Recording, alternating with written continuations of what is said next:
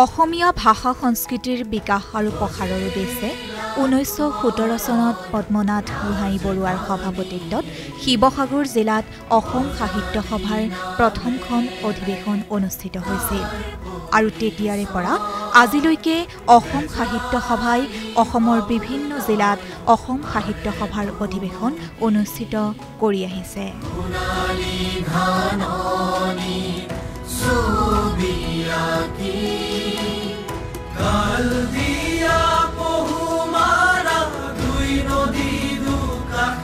চিৰচেনেহী মোৰ ভাষা জননীয়ে বাক্যভাষিক সৰুগত কৰি মই আপোনালোকক স্বাগতম জনাইছোঁ পাঠশালাত অনুষ্ঠিত হোৱা অসম সাহিত্য সভাৰ সপ্ততিতম দ্বিবাৰ্ষিক অধিৱেশনস্থলীলৈ চৌদিশে এক বিশাল আয়োজন দেখিবলৈ পাইছোঁ। বৰ্ণাঢ্য কাৰ্যসূচী অনুষ্ঠিত হৈ আছে, চৌদিশ ৰজন জনাই আছে, কেৱল মানুহৰ সোঁত বৈছে এই অধিৱেশনস্থলীলৈ। আমি সকলোৱে জানো 31 জানুৱাৰীৰ পৰা 5 দিনীয়া কাৰ্যসূচীৰে এই অসম সাহিত্য সভাৰ অধিৱেশন অনুষ্ঠিত হৈছে। আপোনালোকক জনাব চেষ্টা কৰিম কি হৈ আছে চৌদিশে, কেনেধৰণৰ কাৰ্যসূচী, কি ব্যতিক্ৰম এইবাৰ পাঠশালাৰ অধিৱেশনত।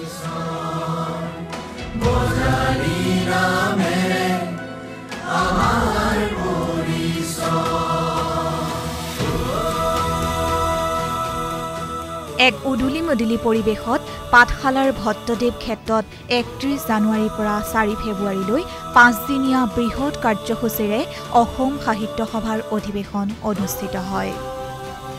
পাঠশালা অধিৱেশনৰ প্ৰথম দিনটোত অধিৱেশনৰ বিভিন্ন কাৰ্যসূচীৰ শুভাৰম্ভ কৰে অসমৰ বিশিষ্ট ব্যক্তিসকলে, ৰাজ্যৰ বিভিন্ন প্ৰান্তৰ পৰা অহা অগণন সাহিত্যপ্ৰেমীৰ উপস্থিতিত। সাহিত্য সভাৰ পাঠশালা অধিৱেশনৰ বিভিন্ন কাৰ্যসূচীৰ সম্পৰ্কে আমাক জানিবলৈ দিয়ে স্থানীয় বিধায়ক তথা অসম চৰকাৰৰ কেবিনেট মন্ত্ৰী লগতে আদৰণি সমিতিৰ সভাপতি শ্ৰীযুত ৰঞ্জিত কুমাৰ দাসে।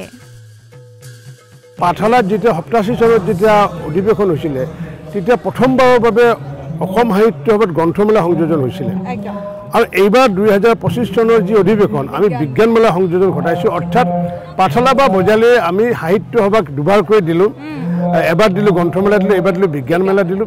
আমি আশা ৰাখিছোঁ যে আগন্তুক দিনত যিহেতু বিজ্ঞানৰ যি জাগৰণ বা বৌদ্ধিক বিকাশৰ ক্ষেত্ৰত যাতে প্ৰতিখন অধিৱেশনত যাতে ডাঙৰকৈ হওক বা সৰুকৈ হ'লেও যাতে বিজ্ঞান মেলা যাতে অব্যাহত ৰাখে, তাৰ কাৰণে আমি সাহিত্য সভাক আমি অনুৰোধ জনাইছোঁ। ইয়াৰ পিছত আমি যি আমাৰ জনগোষ্ঠীয় সন্মিলন হয়, 4 ঘণ্টা জোৰা জনগোষ্ঠীয় সন্মিলন হয়, সাহিত্য সভাৰ বিভিন্ন জনগোষ্ঠীয় সাহিত্য সভাৰ সভাপতিসকলক মাতি অকণমান ভাষণ দিয়ে, তাত বাহিৰে বেলেগ একো নাথাকে। কিন্তু এইবাৰ আমি যি জনগোষ্ঠীয় সন্মিলন, আমি এখন জনগোষ্ঠীয় এখন গাঁও এখন আমি নিৰ্মাণ কৰি আৰু তাত তেওঁলোকৰ বিভিন্ন জনগোষ্ঠীৰ সাংস্কৃতিক কাৰ্যসূচী আমি পৰিৱেশন কৰাৰ কাৰণে ইতিমধ্যে আমি 4 দিনীয়া কাৰ্যসূচী আমি গ্ৰহণ কৰিছোঁ, জনগোষ্ঠীয় মঞ্চ আমি নিৰ্মাণ কৰিছোঁ। ঠিক তেনেকুৱাকৈ কবি সন্মিলন 2-3 ঘণ্টাৰ হয়, আমি কিন্তু 4 ঘণ্টাৰ কাৰণে কবিতাৰ সন্মিলন কৰিছোঁ। বাটৰ নাট যেনেকুৱাকৈ হয় বাটৰ কবিতা আমি ব্যৱস্থা কৰিছোঁ যাতে বাটতে যাতে কবিতা যাতে পাঠ কৰিব পাৰে। এনেকুৱাকৈ কেইবাটাও ব্যতিক্ৰম ধৰ্মী বিষয় লোৱা হৈছে। বজালী হাট লৈছোঁ যাতে বজালীৰ উৎপাদিত সামগ্ৰীসমূহৰ লগতে বজালী অঞ্চলত বেচা কিনা সামগ্ৰীসমূহ যাতে আমি দেখাব পাৰোঁ, তাৰ কাৰণে প্ৰয়াস চলাই পেলাই আমি বজালী হাট কৰিছোঁ। ঠিক তেনেকুৱাকৈ সভাসমূহত যাতে মানুহে যাতে অংশগ্ৰহণ কৰিব পাৰে, তাৰ কাৰণে স্কুল মহাবিদ্যালয়ৰ ছাত্ৰ ছাত্ৰীসকলক আমি ইনভলভ কৰাৰ কাৰণে ব্যৱস্থা কৰিছোঁ। ঠিক তেনেকুৱাকৈ আপুনি দেখিছে যে আমাৰ যি এক্সিবিশ্যন প্ৰদৰ্শনথলীত আমি এইবাৰ প্ৰথমবাৰৰ কাৰণে বিশ্বৰ এটা সবাতকৈ ডাঙৰ এটা আমি জাপি, এটা 77 যি ফুটৰ দীঘল জাপি, সেই জাপি এটা আমি নিৰ্মাণ কৰিছোঁ। এনেকুৱা কেইবাটাও বিষয় লৈ পেলাই আমি সৰ্বাংগ সুন্দৰৰ কাৰণে প্ৰয়াস আমি কৰিছোঁ আৰু এই যে সৰ্বাংগ সুন্দৰ যদি ক'ৰবাত যদি হৈছে তাৰ কাৰণে সমূহ কৃতিত্ব মোৰ যি আদৰণি সমিতিৰ বিষয়ববীয়াসকল, পাঠশালা নিবাসী ৰাইজসকল, বজালী নিবাসী ৰাইজসকল আৰু ক'ৰবাত যদি বিফল হৈছোঁ তেতিয়াহ'লে সমগ্ৰ দায়িত্ব মই আদৰণি সমিতিৰ সভাপতি হিচাপে সেই দায়িত্ব মই স্বীকাৰ কৰি মই মাৰ্জনা বিচাৰিছোঁ। অসম সাহিত্য সভাৰ পাঠশালা অধিৱেশনৰ মূল পতাকা উত্তোলন কৰে অসম সাহিত্য সভাৰ সভাপতি ডক্টৰ সূৰ্যকান্ত হাজৰিকাই। সভাৰ উপসভাপতি ডক্টৰ গিৰীশ সন্ধিকৈ, আদৰণি সমিতিৰ সভাপতি ৰঞ্জিত কুমাৰ দাস, সাধাৰণ সম্পাদক গিৰিধৰ চৌধুৰীসহ বিভিন্ন ক্ষেত্ৰৰ বিশিষ্ট ব্যক্তিসকলে পতাকা বেদীৰ প্ৰথম চক্ৰৰ 77খন আৰু পতাকা বেদীৰ দ্বিতীয় চক্ৰৰ 108খন পতাকাকে ধৰি মুঠ 184খন পতাকা উত্তোলন কৰে।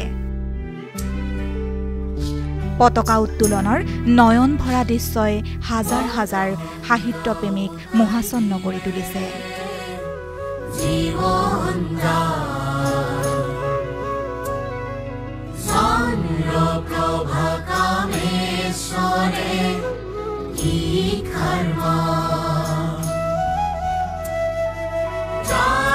অসম সাহিত্য সভাৰ কোন দিশে বুলি বৰ্তমান ক'ব পাৰিব, কোন দিশে গতি কৰিছে? অসম সাহিত্য সভা এতিয়া অগ্ৰগতিৰ দিশে গতি কৰিছে। অসম সাহিত্য সভা আজি 107 বছৰীয়া পুৰণা হ'ল আৰু তাৰ পূৰ্বে অসমীয়া ভাষা উন্নতি সাধিনী সভা হিচাপে আছিলে। গতিকে অসম সাহিত্য সভাই আজি এটা নতুন অধ্যায়লৈকে আগবাঢ়িছে। পাঠশালাত যি উদুলি মুদলি পৰিৱেশত আজিৰ সভা আৰম্ভ হৈছে, গতিকে এইটোৱে এটা আশাব্যঞ্জক দিশ আঙুলিয়াই দিছে। আমি আশা কৰিছোঁ যে আগন্তুক দিনসমূহত অসমৰ জনসাধাৰণে অসম সাহিত্য সভাক লগত লৈ বিভিন্ন ধৰণৰ কাৰ্যক্ৰমণেৰে পৃথিৱীৰ যিখন সাহিত্যৰ মঞ্চ তালৈ গতি কৰিব। হয়, বিশেষভাৱে জানিব বিচাৰিছোঁ পাঠশালাৰ অধিৱেশন সম্পৰ্কে। যথেষ্ট ব্যতিক্ৰম হৈছে বুলি আমি শুনি আছোঁ। আজি আমি সমগ্ৰ পৰিৱেশটো দেখিছোঁ, কিন্তু আপোনাৰ মুখেৰে জানিব বিচাৰিছোঁ। পাঠশালা অধিৱেশনে আগতেও ব্যতিক্ৰম ৰূপত হৈছিলে, আজিৰ পৰা প্ৰায় 32 বছৰ আগতে। আৰু প্ৰত্যেকখন অধিৱেশনৰ একোটা বিশেষত্ব থাকে। এই অধিৱেশনত এইবাৰ প্ৰধান বিশেষত্বটো হৈছে যে অসম সাহিত্য সভাৰ এটা মানুহৰ মাজত সমালোচনা হৈছিলে যে বাণিজ্য মেলাই যথেষ্ট ক্ষতি কৰে, কিন্তু আমি অনুৰোধ জনাইছিলোঁ যাতে বাণিজ্য মেলা এইবাৰ অন্তৰ্ভুক্ত কৰা নহয়। গতিকে পাঠশালাৰ আদৰণি সমিতিয়ে সেই আমাৰ অনুৰোধটো ৰক্ষা কৰি বাণিজ্য মেলা বাদ দিলে, কিন্তু তেওঁলোকে এটা নতুন বস্তু ইয়াত সন্নিৱিষ্ট কৰিলে, সেইটো হ'ল বিজ্ঞান মেলা। গতিকে এই বিজ্ঞান মেলাটোৱে আমি দেখিছোঁ যোৱাকালি এইটো উন্মোচন হৈছে। বিজ্ঞান মেলাই বিশেষকৈ নৱপ্ৰজন্মৰ যথেষ্ট আকৰ্ষণ কৰিব পাৰিছে আৰু আমি ব্যক্তিগতভাৱেও দেখিছোঁ তাৰ যিসমূহ ষ্টল কৰিছে এই ষ্টলসমূহত এনেকুৱা ধৰণৰ কিছুমান বিজ্ঞানক আকৰ্ষণ কৰিব পৰা বিষয় সন্নিৱিষ্ট কৰিছে। প্ৰত্যেকজন দৰ্শনাৰ্থীয়ে এই বিজ্ঞান মেলাত আহি উপকৃত হ'বলৈ সক্ষম হৈছে। আৰু এটা কথা জানিব পাৰিছে, সাহিত্য আৰু বিজ্ঞান এই দুটাৰ সমন্বয়ে অসমীয়া সাহিত্য কোন দিশে নিব বুলি আপুনি অনুমান কৰিছে বৰ্তমান সময়ত? আচলতে ডক্টৰ ভূপেন হাজৰিকাদেৱে এটা গীতত কৈছিলে যে বিজ্ঞানে আনিব জোৱাৰ। গতিকে বিজ্ঞানে আনিব যোৱাৰ এইটো এটা ধ্ৰুৱ সত্য আৰু পৰিৱৰ্তনশীল পৃথিৱীখনক বিজ্ঞানে নানান দিশে আগুৱাই লৈ গৈ আছে। অসমৰ যিখিনি বিজ্ঞানৰ লগত জড়িত হৈ থকা ব্যক্তি তেওঁলোকেও কিন্তু ভাৰতবৰ্ষ তথা পৃথিৱীৰ মঞ্চত বৈজ্ঞানিক দিশেৰে আগবাঢ়িছে। গতিকে মই আশা কৰিছোঁ যে এই বিজ্ঞানৰ মেলাটোৰ যোগেদি বিজ্ঞান চৰ্চাৰ যি নতুন সূচনা হৈছে এইটো আচলতে আগতেও হৈছিলে, কিন্তু মেলা আকাৰত হোৱা নাছিলে। গতিকে এইবাৰ এটা জনসাধাৰণৰ মাজত মুকলি হ'ব পৰাকৈ এইটো এটা নতুনকৈ ইয়াত সন্নিৱিষ্ট হৈছে। অদূৰ ভৱিষ্যতে এই বিজ্ঞান মেলাৰ প্ৰভাৱ যথেষ্টভাৱে পৰিব আৰু সাহিত্য, অসমীয়া সাহিত্যত বিজ্ঞান সম্পৰ্কীয় বহুতো বস্তু আহিবলৈ এতিয়াও বাকী আছে। পৃথিৱীৰ সাহিত্যসমূহলৈ যদি আমি চাওঁ, বিজ্ঞানক লৈ বহুত গ্ৰন্থ প্ৰকাশ পাইছে। লিখকসকল ব্ৰতী হৈ গৈছে নতুন নতুন সৃষ্টি কৰাৰ ক্ষেত্ৰত। মই ভাবোঁ এই বিজ্ঞান মেলা বা বিজ্ঞানৰ আলোচনাসমূহে অসমীয়া সাহিত্যকো যথেষ্ট পৰিমাণে আগবঢ়াই আনিব আৰু বিজ্ঞানৰ যিবিলাক বিষয় আমাৰ অসমীয়া ভাষাত এতিয়ালৈকে গ্ৰন্থাগাৰ প্ৰকাশ হৈ ওলোৱা নাই, তেনেকুৱা ধৰণৰ গ্ৰন্থ প্ৰকাশ কৰাৰ ক্ষেত্ৰত আমাৰ নৱপ্ৰজন্ম সচেতন হ'ব।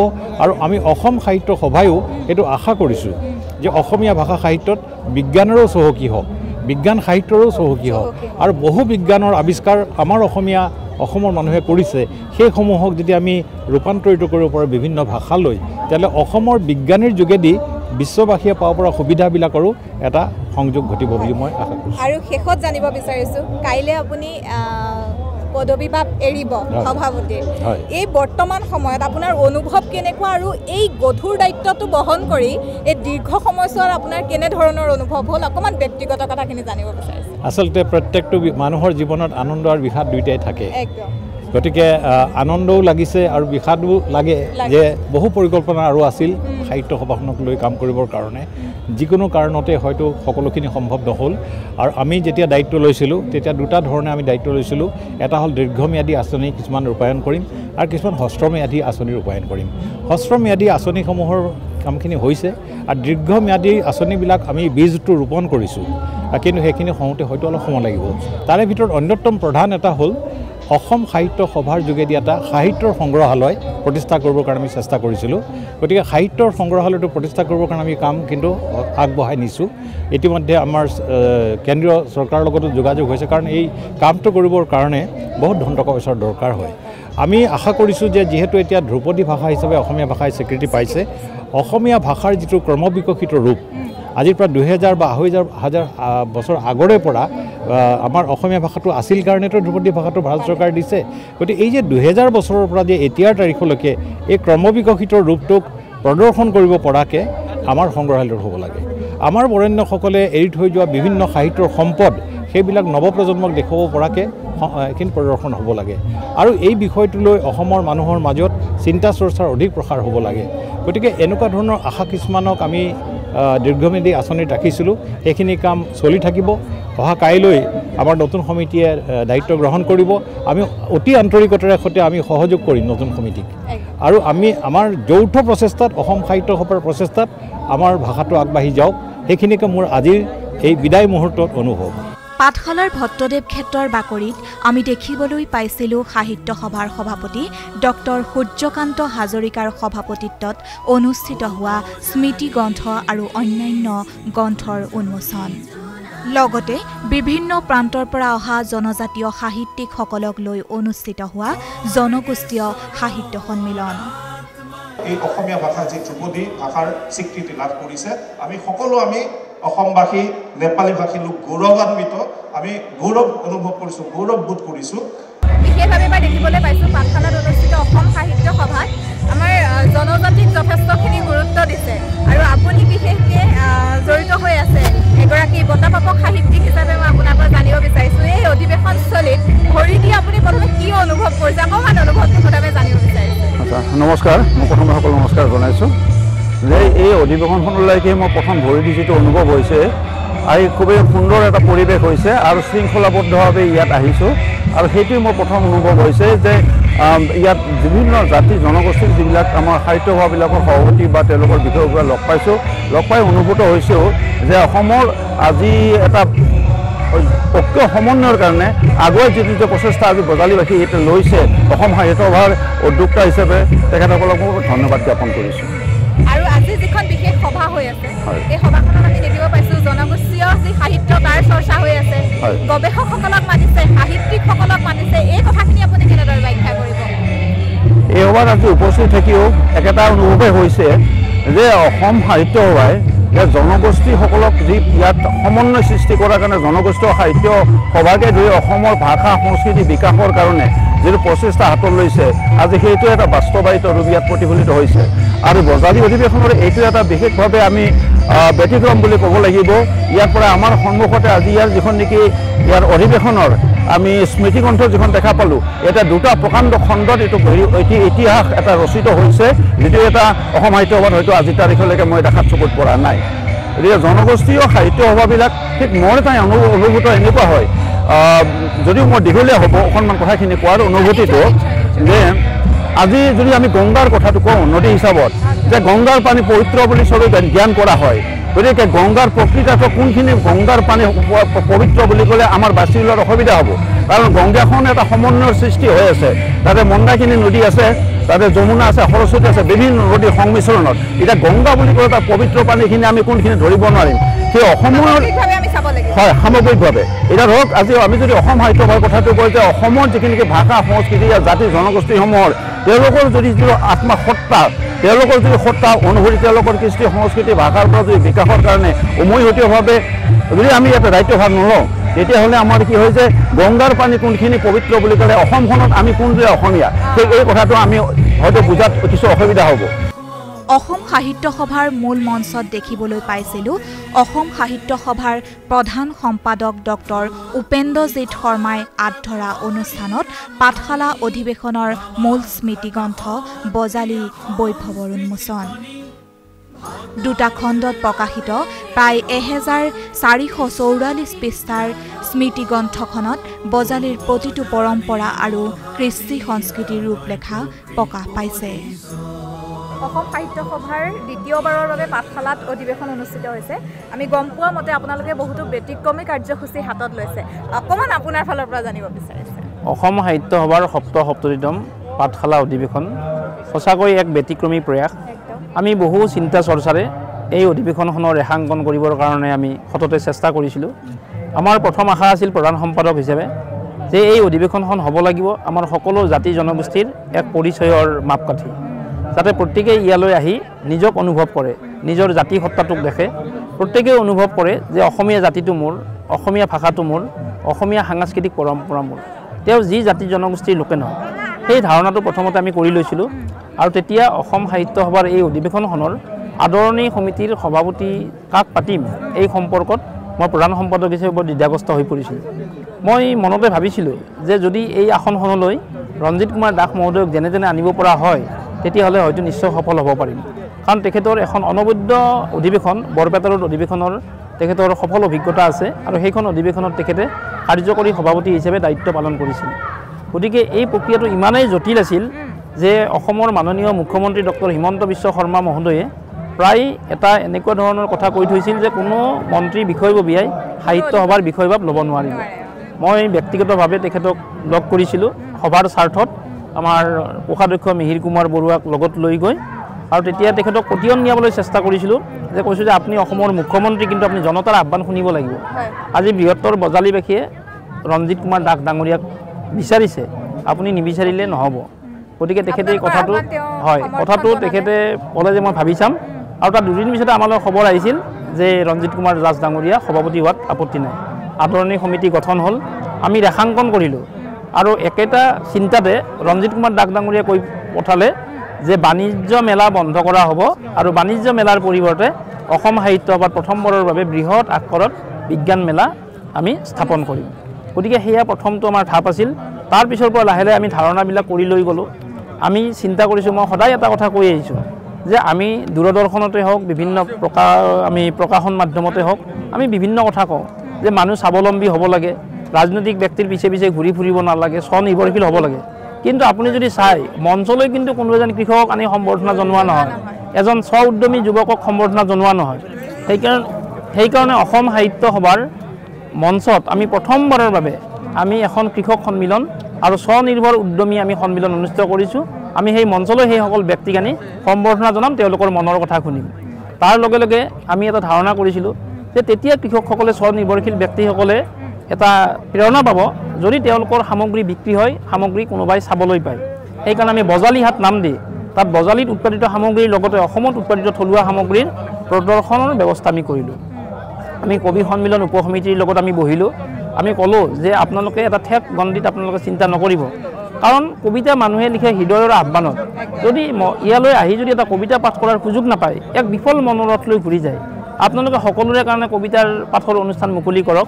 তেখেতসকলে বাটৰ গাঁৱৰ কবিতা নাম দি তেখেতসকলে 40 ঘণ্টা জোৰা কবিতাৰ অনুষ্ঠান আয়োজন কৰিছে, যিটো নেকি অসম সাহিত্য সভাৰ ইতিহাসত এটা বিৰল। গতিকে আজিলৈ অসম সাহিত্য সভাৰ কোনো কাৰণত ইমান ঘণ্টাৰ কবি সন্মিলন অনুষ্ঠিত হোৱা নাই।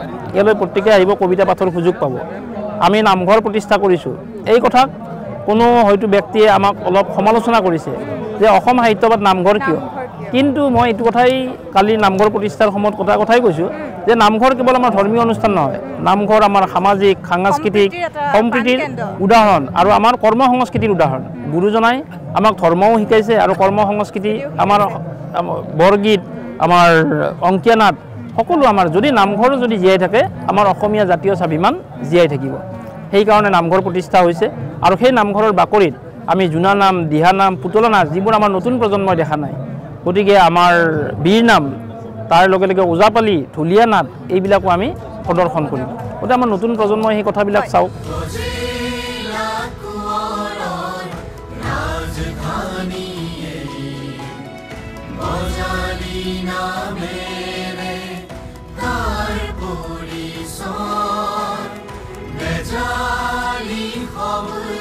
এয়া হৈছে অসম সাহিত্য সভাৰ পাঠশালা অধিৱেশনৰ স্থলী, আৰু ইয়াতে সুন্দৰভাৱে আপোনালোকে দেখিছে প্ৰদৰ্শনস্থলী নিৰ্মাণ কৰিছে। আৰু বিশেষভাৱে এই প্ৰদৰ্শনস্থলীয়ে সাহিত্যপ্ৰেমীসমূহক হাতবাউলি মাতিছে, কাৰণ এইটোৱেই যে ইয়াতে 87 ফুট উচ্চতাৰ এটি জাপি নিৰ্মাণ কৰা হৈছে। জাপি যিহেতু অসমীয়াৰ স্বাভিমান, সেয়েহে সেই জাপিটোৱে যেন প্ৰদৰ্শনীস্থলীলৈ হাতবাউলি মাতিছে ইয়ালৈ অহা জনতাক। আহক আমি ভিতৰলৈ সোমাই যাওঁ আৰু আপোনালোকক জাপিটো দেখুৱাবলৈ বিশেষভাৱে যত্ন কৰোঁ।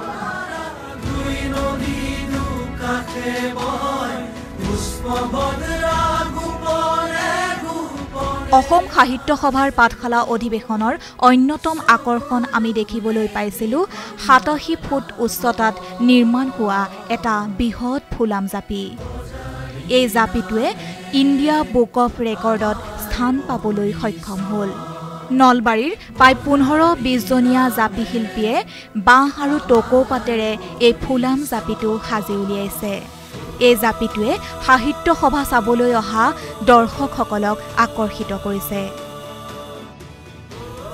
অসম সাহিত্য সভাৰ বিশেষকৈ এটা প্ৰদৰ্শনস্থলীত আমি দেখিবলৈ পাইছোঁ এটা বৃহত্তৰ জাপি আৰু এই বৃহৎ জাপিটোৰ আমি দেখিবলৈ পাইছোঁ এটা চেলফি পইণ্টলৈ এই স্থানটো ৰূপান্তৰিত হৈছে। সকলোৱে আহিছে, ইয়াত একোখনকৈ ফটো উঠিছে, কাৰণ জাপি আমাৰ অসমীয়াৰ স্বাভিমান।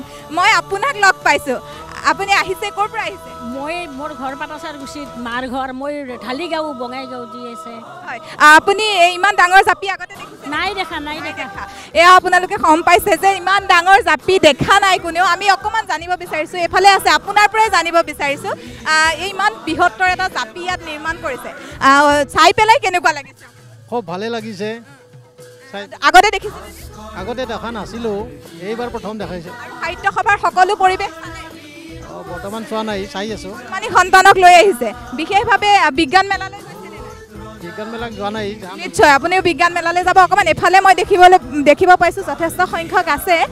মই আপোনাৰ পৰাই জানিব বিচাৰিছোঁ, যিহেতু এটা জাপি সুন্দৰভাৱে নিৰ্মাণ কৰিছে, জাপিটো চাই পেলাই কেনেকুৱা লাগিছে অনুভৱটো? জাপিটো চাই খুবেই ভাল লাগিছিল। এনেকুৱা জাপি দেখিম বুলি ভবা নাছিলোঁ আৰু ইমান বৃহত্তৰ জাপি আগতে দেখা নাই। এই পদক্ষেপক আপুনি কি ক'ব? ধুনীয়াকৈ বনাইছে, তেখেতসকলক ধন্যবাদ দিয়াৰ বাহিৰে আৰু বেলেগ কি ক'ম। বহুত ধন্যবাদ।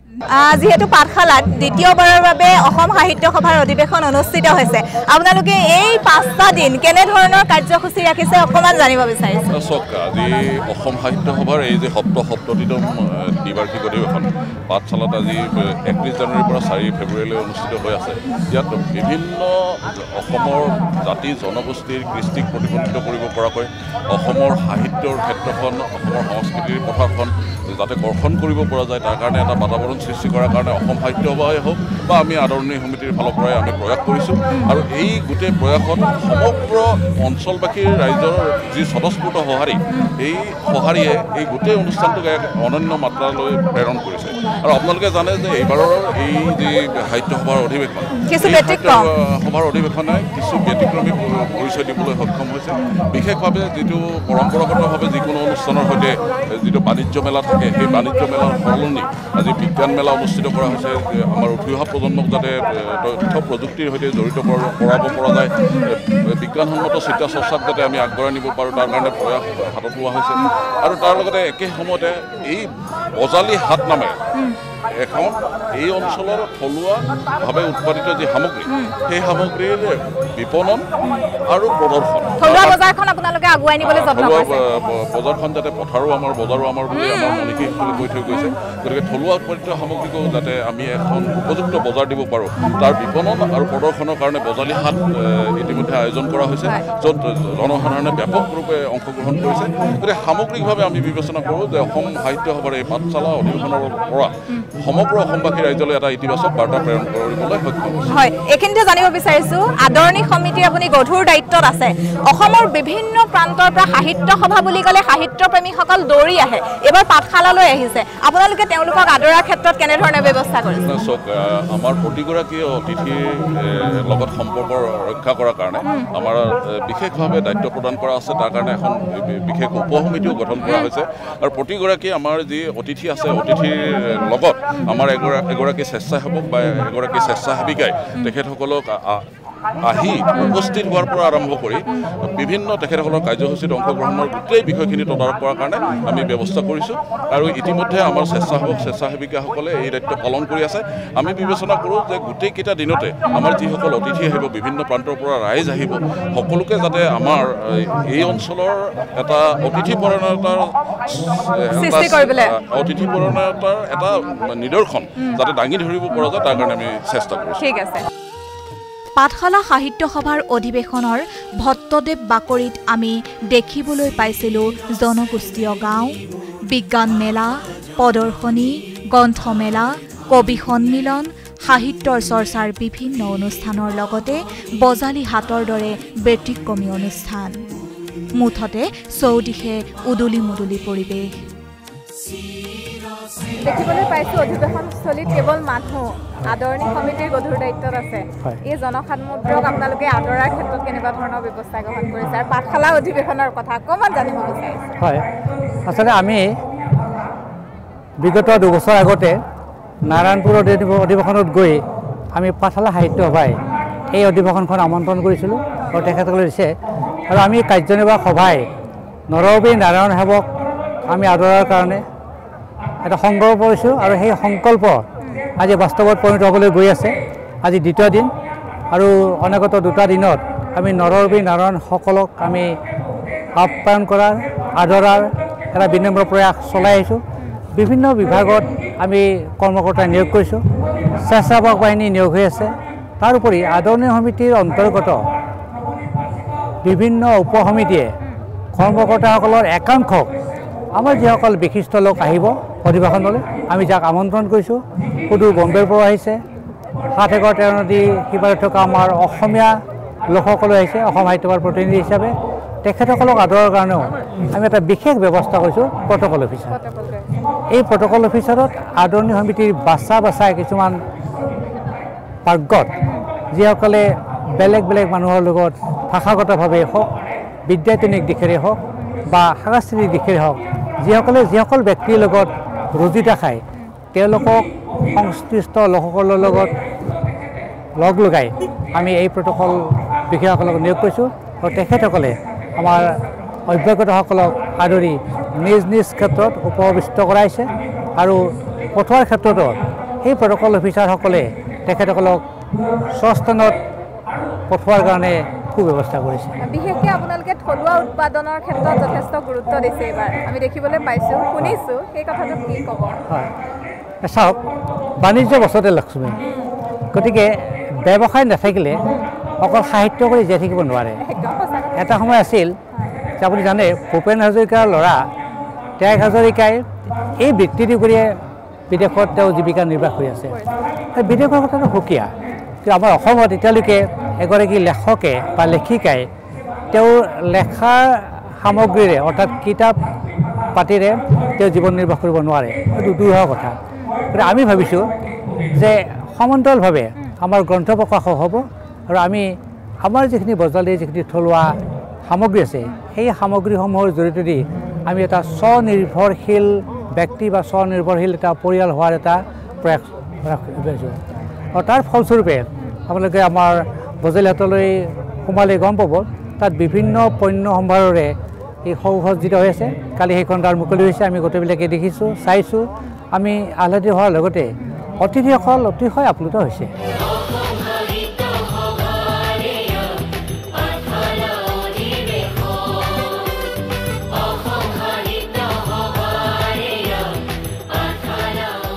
অসম সাহিত্য সভাৰ এইবাৰ মিলনভূমি হৈ উঠিছে জনজাতীয় কাৰণ এইকাৰণে কৈছোঁ আমি দেখিবলৈ পাইছোঁ অসম সাহিত্য সভাত এইবাৰ জনজাতীয় সন্মিলন হৈছে তাৰ সমান্তৰালভাৱে আমি দেখিবলৈ পাইছোঁ এখন জনজাতীয় গাঁও নিৰ্মাণ কৰিছে আৰু মই বৰ্তমান সেই গাঁওখনৰ ভিতৰত আছোঁ এয়া হৈছে মিচিং সম্প্ৰদায়ৰ এটা সুন্দৰ ঘৰ চাংঘৰ আমি সকলোৱে জানো আমাৰ আপোন নহয় জানো এয়া চাংঘৰৰ ওপৰত আছোঁ আৰু বিভিন্ন জনগোষ্ঠীয় ঘৰসমূহত ইয়াত সুন্দৰভাৱে উপস্থাপন কৰিছে আপোনালোকক লৈ যাম আৰু দেখুৱাবলৈ যত্ন কৰিম আহক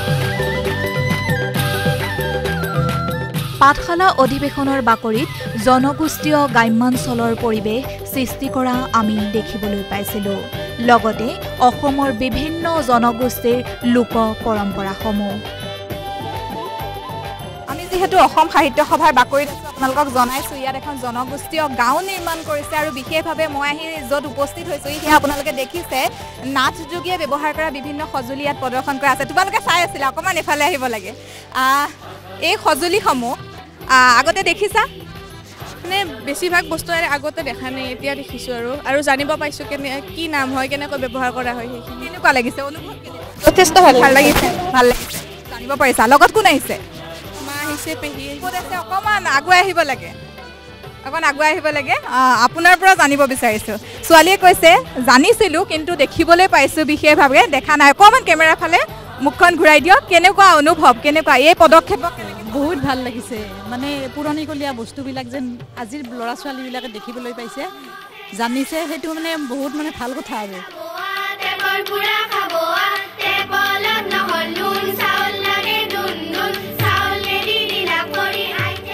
পাঠশালা অধিৱেশনৰ বাকৰিত আমি দেখিবলৈ পাইছিলোঁ 100 চৌকাযুক্ত বৃহৎ ভোজনালয়। অধিৱেশনলৈ অহা প্ৰায় 10,000 লোকে খাদ্য গ্ৰহণ কৰা এক সুন্দৰ ব্যৱস্থাপনা। আমি দেখিবলৈ পাইছিলোঁ বৃহৎ সংখ্যক লোকে নিয়ম মানি শাৰী শাৰীকৈ গৈ ভোজনালয়ত প্ৰৱেশ কৰি খাদ্য গ্ৰহণ কৰা পৰিৱেশ। চৌদিশে আপোনালোকে দেখিবলৈ পাইছে এখন বৃহৎ ৰান্ধনীশাল আমি দেখিবলৈ পাইছোঁ। আপোনালোকে যিসকল অতিথি আহিছে অতিথিসকলক আদৰাৰ কাৰণে ব্যৱস্থা কৰিছে আৰু ইয়াতে আপোনালোকৰ পৰিকল্পনা কেনেকুৱা ধৰণৰ চলিছে আৰু কিমান ধৰণৰ অতিথিক আপোনালোকে আদৰিম বুলি ভাবিছে, কিমান সংখ্যক? আপোনালোকে জানে আমাৰ অসমত বজালী মানে অতিথি আপ্যায়নৰ আদৰণৰ সৈতে এটা ভাল হেৰি এটা আছে আৰু অতিথি আপ্যায়নৰ ক্ষেত্ৰত আমি আগ্ৰহ নোহোৱা তাত সেইটো আলম লৈয়ে আমি অতিথিসকলক আপ্যায়নৰ কাৰণে যথেষ্ট চেষ্টা কৰিছোঁ। আজি 3 মাহ ধৰি প্ৰচেষ্টাৰ মূলত আজি আমি ৰান্ধনী ঘৰটো আপোনালোকে দেখিছে প্ৰায় 100ৰ ওপৰত আমাৰ চৌকা জ্বলি আছে। আমাৰ 360জনৰ ওপৰত আমাৰ ৰান্ধনী আছে। তো আমি গোটেই দিনে ৰেখা আমাৰ যিখিনি খাদ্য উপসমিতিৰ যিখিনি আমাৰ কৰ্মী আছে দিনে ৰেখাই অশেষ কষ্ট কৰি আছে প্ৰত্যেকে। আমি আজি 2-3 দিন ধৰি একদম আৰম্ভণিৰ দিনাৰ পৰা আমাৰ টোপনি নাখাওঁ, আমি খোৱাৰ কোনো ব্যৱস্থা নাই আমাৰ। আমি ৰাতিপুৱা খালে আজি 4:25 গা ধুইছোঁ, 4:25 গা ধুইছোঁ আৰু আমি লগে লগে আৰু আৰম্ভ কৰিছোঁ। কথা হ'ল আজি যোৱাকালিও আমাৰ যথেষ্ট সংখ্যক মানুহ হৈছে। যোৱাকালিও আমি যিটো ভাবিছিলোঁ 10,000 মান দুপৰীয়া হ'ব, দুপৰীয়া আহাৰত আমাৰ যোৱাকালি 15,000 খৰচ কৰিছে দুপৰীয়াই, ৰাতিও একে সমান হৈছে। আজি আমি ভাবিছিলোঁ 15,000 মান আমাৰ দিনত আমি আশা কৰিছিলোঁ, কিন্তু এতিয়ালৈকে আমি চালোঁ আমাৰ 20,000 ক্ৰছ কৰি গৈছে এই মুহূৰ্তলৈকে। আৰু এতিয়া দেখিছে চকত আমি এইমাত্ৰ ওলাই গৈ চাইছোঁ লাইন মানে গোটেই আমি লোকাৰণ্য আমি মানে, কিন্তু আমি কোনো কাৰণতে মানে আপ্যায়নৰ ক্ষেত্ৰত কৃপণি নকৰোঁ। আপোনালোকে দেখা পাইছে 100টা চৌকা যিমানে সময় বাঢ়ি যায় আছে সিমানে আমাৰ স্পীডটো বাঢ়িহে আছে, কোনো কাৰণে আমি পিছ ঘূৰি অহা নাই। আমি এতিয়া ভাবিছোঁ যে আমাৰ ক'ত 15,000 ক্ষেত্ৰত আমাৰ কিজানি আজি 25-30,000 হৈ যাব দুপৰীয়াই, ৰাতিও সমান হেৰি হ'ব।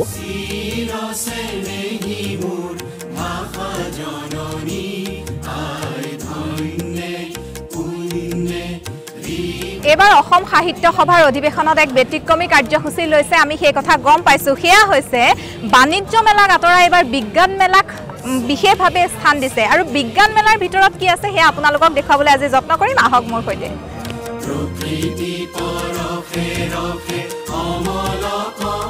পাঠশালা ভট্টদেৱ ক্ষেত্ৰত প্ৰথমবাৰৰ বাবে আয়োজিত কৰ্ণেল গুৰুপ্ৰসাদ দাস সোঁৱৰণী বিজ্ঞান মেলাই আকৰ্ষিত কৰিছে ছাত্ৰ ছাত্ৰীসকলৰ লগতে সাহিত্য অনুৰাগীক।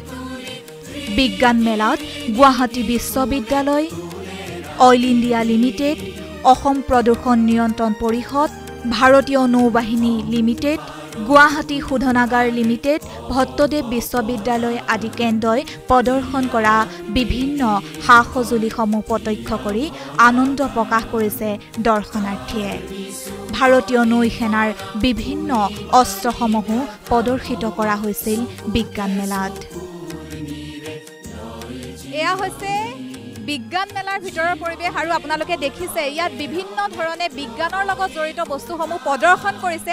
আমি দেখিবলৈ পাইছোঁ অইল ইণ্ডিয়াই বিভিন্ন ধৰণৰ ইয়াতে কাৰুকাৰ্য প্ৰদৰ্শন কৰিছে। আপোনালোকে দেখিছে ভট্টদেৱ বিশ্ববিদ্যালয় ইয়াত প্ৰদৰ্শন কৰিছে, লগতে ভাৰতীয় সেনাৰ যিসমূহ সামগ্ৰী থাকে সেই সামগ্ৰীসমূহ প্ৰদৰ্শন কৰা হৈছে। এইদৰে ভিন্ন বিজ্ঞানৰ লগত জড়িত যিসমূহ সা সঁজুলি থাকে সেইসমূহ প্ৰদৰ্শন কৰিছে। উদ্দেশ্য এটাই, এই যি পাঠশালা অধিৱেশনলৈ যিসকল লোক আহিছে তেওঁলোকে যাতে এই সমগ্ৰ বিষয়বস্তুটো সুন্দৰভাৱে ওচৰৰ পৰা চাবলৈ পাৰে, সঁজুলিসমূহ জানি যাব পাৰে কিছু কথা, তাৰে পদক্ষেপ গ্ৰহণ কৰিছে। মই বিশেষভাৱে আপোনাৰ ওচৰলৈ আহিছোঁ। আপোনালোকৰ ইয়াতে দেখিবলৈ পাইছোঁ ভট্টদেৱ বিশ্ববিদ্যালয়ৰ ফালৰ পৰা আপোনালোকে ইয়াতে বিজ্ঞান মেলাত এখন সুন্দৰভাৱে আপোনালোকে বিপণী বুলি নকওঁ, কাৰণ ইয়াত বেচা নহয়, ইয়াত প্ৰদৰ্শনীস্থলী আপোনালোকে তৈয়াৰ কৰিছে। মই কেনেকুৱা ধৰণে আপোনালোকে পৰিকল্পনাটো কৰিলে অকণমান জানিব।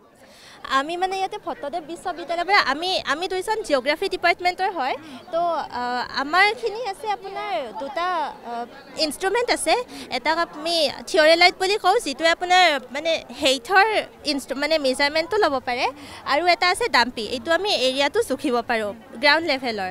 তাৰ উপৰি আমি ইণ্ডিয়াৰ ফিজিঅ'গ্ৰাফিখিনি ক'ত কেনেকৈ মানে কেনেকুৱা ধৰণৰ আপোনাৰ পাহাৰ পৰ্বত এনেকৈ আছে এইখিনি চাব পাৰে লগতে অসমৰ বিশেষ কৰি দেখুওৱা হৈছে আৰু মই বিশেষভাৱে জানিব বিচাৰিছোঁ যথেষ্ট লোক ইয়ালৈ আহিছে যোনে আহিছে অসম সাহিত্য সভালৈ তেওঁলোকে বিজ্ঞান মেলা চাবলৈ আহিছে কাৰণ পূৰ্বতে এনেকুৱা ধৰণৰ বিজ্ঞান মেলা হোৱা নাছিল এইবাৰ প্ৰথমবাৰৰ বাবে হৈছে কি অনুভৱ কৰিছে আপুনি কি শিকিব পাৰিব বিশেষকৈ আমাৰ নৱপ্ৰজন্ম আমি যথেষ্টভাৱে বহুত মানে ভাল লাগিছে ইয়াতে এখন এইটো হয় প্ৰথমবাৰৰ কাৰণে আহিছে আৰু ইয়াত আপোনাৰ 5টা কৰি ডিপাৰ্টমেণ্ট আছে আৰু ইয়াতে আপোনাৰ মানে এনচিয়েণ্ট টাইমৰ কথা এতিয়াৰ কথা আৰু ভৱিষ্যতে কেনেকুৱা ধৰণৰ পৰিকল্পনা লোৱা হ'ব চব হয় ইয়াত চবখিনি ইয়াতে দেখুওৱা হৈছে আৰু অকল জিঅ'গ্ৰাফি বুলি নহয় আপোনাৰ ইয়াতে জুলজি আছে কেমিষ্ট্ৰি আছে চবখিনি ইয়াতে আপুনি মানে সুধিলে ভালদৰে জানিব পাৰিব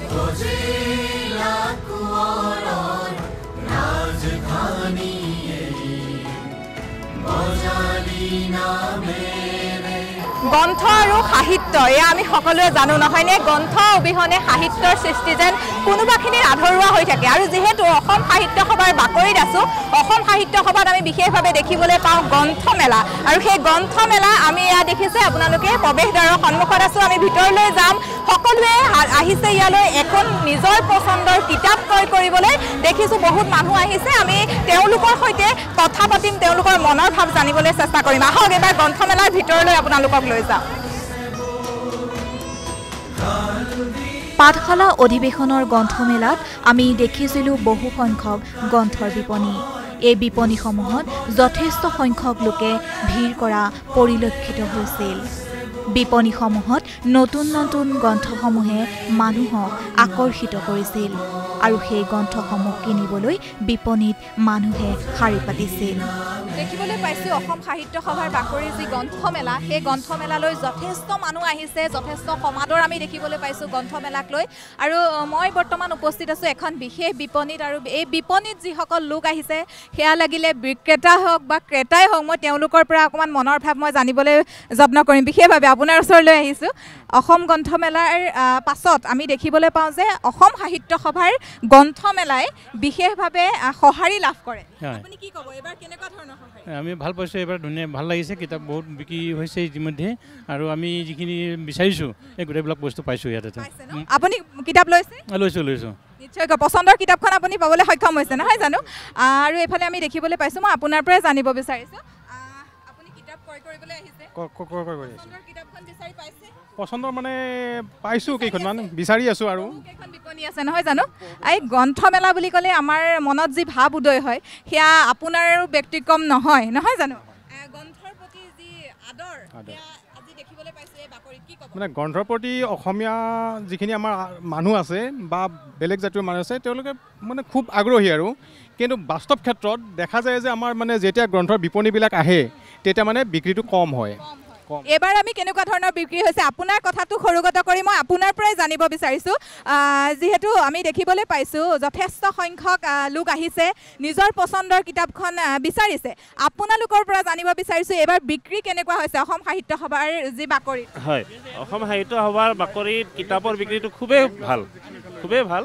আমি বহুত আশাবাদী আৰু ভাল হওক অসমীয়া মানুহ আহক অসমীয়া ভাষাটো ভালদৰে জীয়াই ৰাখক ভালকৈ পঢ়ক আমাৰ প্ৰকাশন পৰিষদৰ নতুন কিতাপ পুৰণি কিতাপ গোটেইখিনি সমানে বিক্ৰী হৈছে এইবাৰ সমানে বিক্ৰী কি কিতাপৰ চাহিদা আটাইতকৈ বেছি বুলি শিশু সাহিত্য আমাৰ নতুন শিশু সাহিত্যখিনি খুব ভাল বিক্ৰী নতুন ৰচনা বুলি যিখিনি আহিছে সেইবিলাক ভাল বিক্ৰী তাৰোপৰি আমাৰ এইখন এইবাৰ নতুন আহিছে নৃগোষ্ঠীয় ইতিহাস এইখনৰ খুব ভাল বিক্ৰী হৈ আছে বৰাই সম্পাদনা কৰা বাৰু আমি এইদৰে জানিবলৈ যত্ন কৰিছোঁ আৰু কিছু সংখ্যক লোক আছে মই তেখেতলোকৰ পৰা জানিব বিচাৰোঁ আপোনাৰ ওচৰলৈ আহিছোঁ পচন্দৰ কিতাপখন বিচাৰি আছে কেনেকুৱা লাগিছে অনুভৱ অকণমান জানিব বিচাৰিছোঁ কিতাপৰ প্ৰতি মানুহৰ যি আদৰ আমি দেখিবলৈ পাইছোঁ এই বাকৰিত বিজ্ঞান প্ৰযুক্তিবিদ্যা যিমানে আগবাঢ়ি নাযাওক যিমানে গুগল যিমানে অনলাইন হওক কিতাপ এখন মেলি চোৱাৰ যিটো আনন্দ কিতাপৰ যিটো গন্ধ সেই গন্ধ বিচাৰি এতিয়া হাজাৰ হাজাৰ লক্ষ লক্ষ মানুহ ইয়াত উপনীত হৈছে ইয়াত উদ্যোক্তাসকল অসম সাহিত্য সভা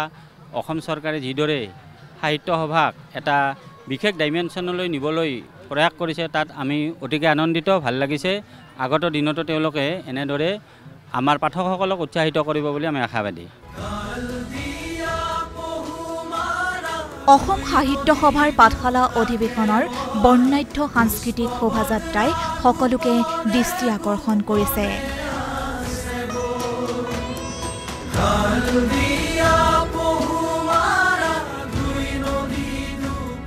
বৰ অসমৰ সকলো সাংস্কৃতিক সমাহাৰ ঘটাই ওলোৱা এই শোভাযাত্ৰাত বজালীৰ সভ্যতা সংস্কৃতিৰো সুন্দৰ ৰূপত উপস্থাপন কৰা হৈছিল।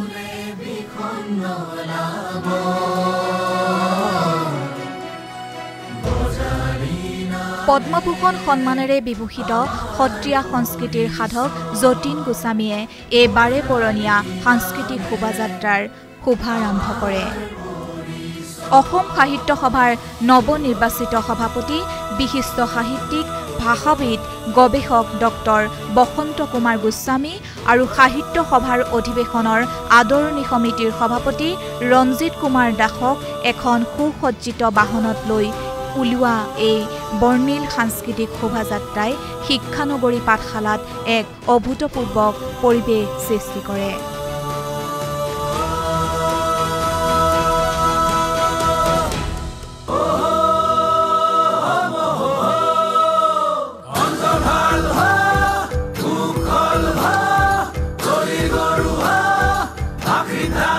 আনন্দৰাম বৰুৱা একাডেমী প্ৰাংগণৰ পৰা ২৭ নং ৰাষ্ট্ৰীয় ঘাইপথ হৈ উৰণ সেতুৰ তলেৰে ভট্টদেৱ ক্ষেত্ৰলৈ ওলোৱা এই সাংস্কৃতিক শোভাযাত্ৰাত ২০ সহস্ৰাধিক লোকে অংশগ্ৰহণ কৰে।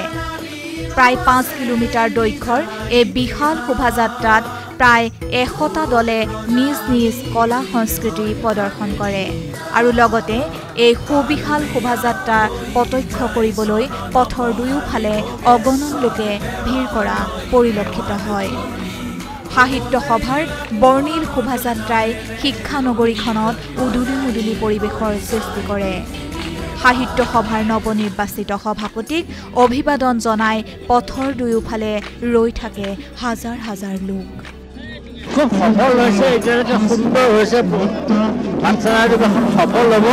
পাঠশালাৰ পৰাই অসম সাহিত্য সভাই পূৰ্বৰ ৰূপ লাভ কৰিব।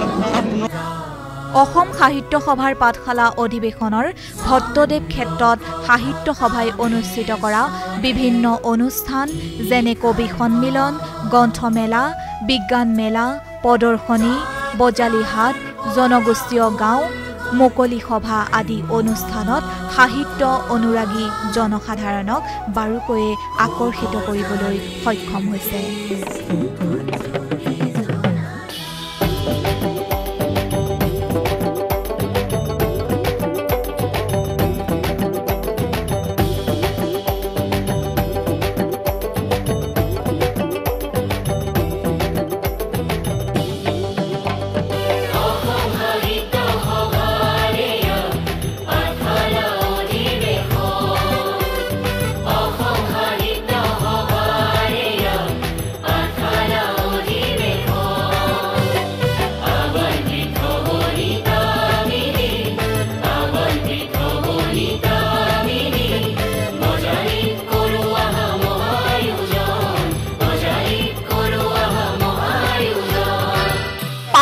বৰ্ণাঢ্য কাৰ্যসূচীৰে পাঠশালাত অনুষ্ঠিত হ'ল অসম সাহিত্য সভাৰ ৭৭তম দ্বিবাৰ্ষিক অধিৱেশন।